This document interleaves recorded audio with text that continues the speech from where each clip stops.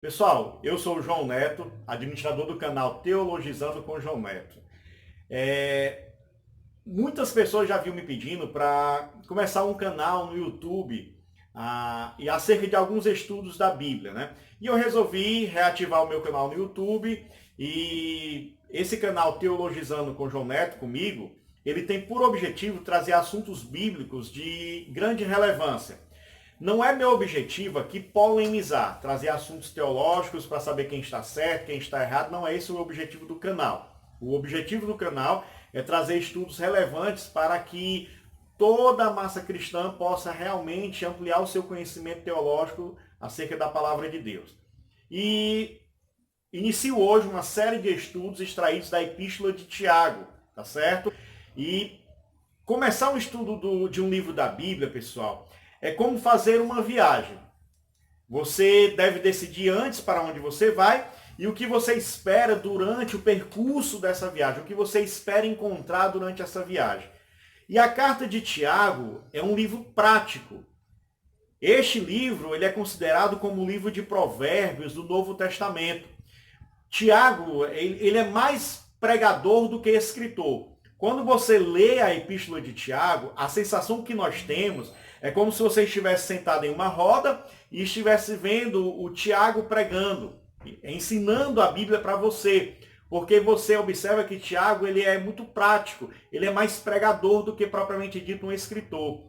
E a epístola de Tiago foi a primeira epístola das epístolas gerais. Você sabe que existem epístolas pastorais, tá certo? E existem as epístolas gerais, que são aquelas que foram destinadas não a um povo específico. Tanto é que Tiago deixa bem claro que ele foi destinado às 12 tribos que andavam dispersas, que eram cristãos judeus que estavam dispersos lá no Império Romano, enfim. Então a carta de Tiago é um livro prático. Tiago, se você contabilizar de Gênesis, ele é o 59º livro da Bíblia Sagrada. É o 59º livro da Bíblia Sagrada. Se contarmos de Mateus, ele é o 20º livro da Bíblia Sagrada, ali do Novo Testamento. A Epístola de Tiago é um livro pequeno. São apenas 5 capítulos e 108 versículos. Ou seja, em um dia dá para você ler a Epístola de Tiago. Inclusive, eu quero aproveitar a oportunidade e te aconselhar a estudar a Epístola de Tiago. Porque já que nós vamos mergulhar de cabeça estudando a Epístola de Tiago durante toda essa série, é importante que você também estude essa epístola comigo. Então leia. São apenas 5 capítulos, 108 versículos, tá bom? E eu trago aqui um fato histórico muito interessante. Lutero, ele é considerado por muitos como o pai da história, tá certo? E Lutero, quando ele se deparou com a epístola de Tiago, quando ele começou a estudar, ele dizia que a epístola de Tiago estava entrando em contradição com os ensinos paulinos. Tanto é que ele teve dificuldade de aceitar a epístola de Tiago como um livro canônico, um livro inspirado por Deus. Porque se você observar bem, os ensinos paulinos, eles vão trazer a justificação pela fé. E quando você estuda a epístola de Tiago, Tiago vai falar da justificação pelas obras. Só que não existe, pessoal, contradição nenhuma aí. Eu vou explicar por quê. Tiago, quando fala da justificação do homem pela fé, ele está falando que o homem é justificado diante de Deus por meio da fé. E isso é fato, é uma verdade bíblica. E Tiago vem falando da justificação pelas obras. Tanto é que Tiago diz assim: me mostre a tua fé sem as obras, que eu vou te mostrar a minha fé por meio das minhas obras, das minhas atitudes. Então Tiago, quando você observa bem, Tiago está falando o seguinte: não adianta você dizer para o teu próximo que tem fé em Deus, se essa tua fé não vier acompanhado de atitudes.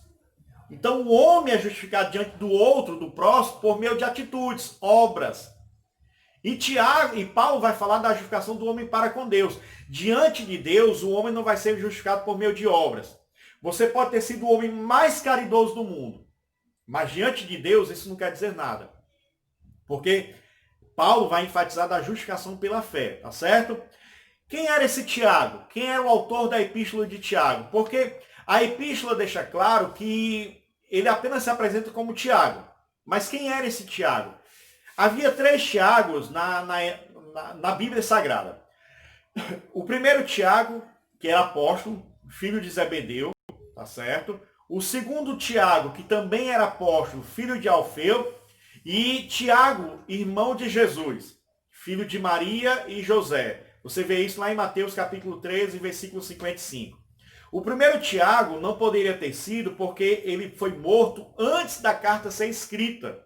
Então já descarta o primeiro Tiago, filho de Zebedeu. O segundo Tiago, filho de Alfeu, que também era apóstolo, ele não exerceu nenhuma influência notória na igreja cristã do primeiro século. Tá certo? Então, é unânime diante dos teólogos, pais da igreja, a autoria de Tiago ser atribuída ao Tiago, irmão de Jesus. Tá certo? E Tiago, ele era um homem, querido, de oração. Esse Tiago que nós estamos falando, que foi o autor da Bíblia, irmão de Jesus, ele era um homem de oração. Tanto que a tradição judaica diz que os seus joelhos eram como que pele de camelos, porque ele passava horas e horas ininterruptas na presença de Deus, de joelho, orando ao Senhor. Lá em Tiago 5,16, ele deixou claro que a oração feita por um justo pode muito em seus efeitos. Então, Tiago, ele era um homem de oração, ele sabia a importância que tinha a oração, tá certo? Tiago, de acordo com 1 Coríntios 15:7, Tiago foi uma das seletas pessoas para quem Cristo apareceu depois da ressurreição. Lá em Atos, capítulo 1, versículo 14, Lucas deixa claro que ele estava lá no cenáculo em oração com os apóstolos no Pentecoste.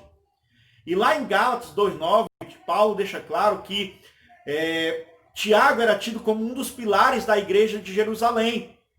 Também lá em Gálatas 1,9, Paulo deixa claro que Tiago viu, após a conversão de Paulo, e na primeira viagem de Paulo também, ele foi ter com Tiago, tá certo? Depois da sua conversão. E lá em Atos 21:18, após a última viagem missionária de Paulo, Paulo também foi ter com Tiago. Você vê também lá em Atos capítulo 12, versículo 17, que quando Pedro saiu da prisão, falou para os seus amigos irem contar a Tiago que ele tinha sido liberto. Lá em Atos 15:13, você vê que Lucas deixa bem claro que Tiago foi o líder do importante concílio de Jerusalém. O primeiro concílio da igreja foi presidido nada mais nada menos por Tiago. Então, querido, esse Tiago foi algo muito importante na igreja, foi uma pessoa muito importante e de grande atividade no meio da igreja cristã primitiva. Em 62 depois de Cristo, Tiago ele foi martirizado quando ele foi apedrejado pelo Sinédrio. Então o sumo sacerdote Ananos levou Tiago ao Sinédrio, sendo ele condenado e apedrejado sobre suas posições severas em relação principalmente à opressão que os cristãos mais pobres sofriam pela grande elite da época, né? Então, essa aqui é apenas uma introdução do que nós vamos ver na Epístola de Tiago. Então, espero que você aproveite ao máximo, tá certo? O estudo dessa epístola, e eu tenho certeza que você será bastante edificado pela palavra de Deus. Que Deus em Cristo te abençoe. Até o próximo estudo, né?